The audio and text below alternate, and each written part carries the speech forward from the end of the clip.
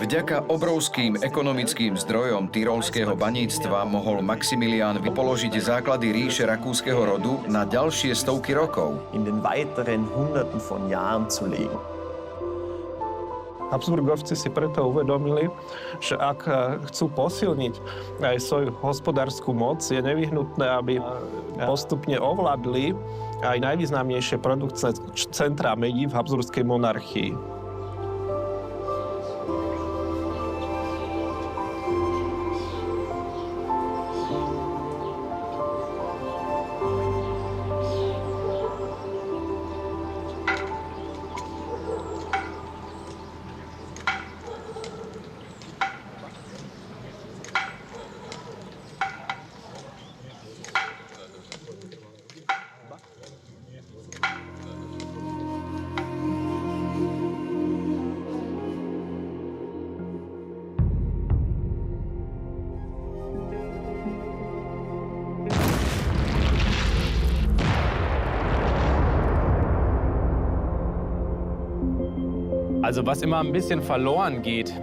Čo sa v tejto diskusii vždy tak trochu stráca, je to, že táto produkcia, tieto neuveriteľné množstvá mali vplyv aj na rozvoj industrializácie v Európe ako celku.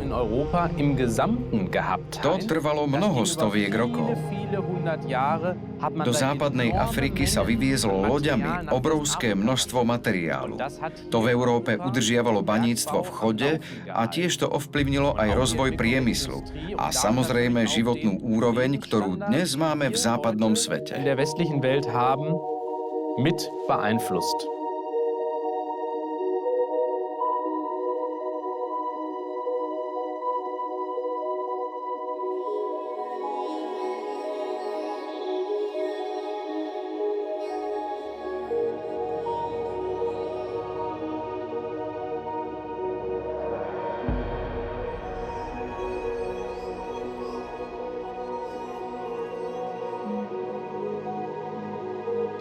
Rakúsku sa teda podarilo etablovať ako mocnosti s prístupom k úverom.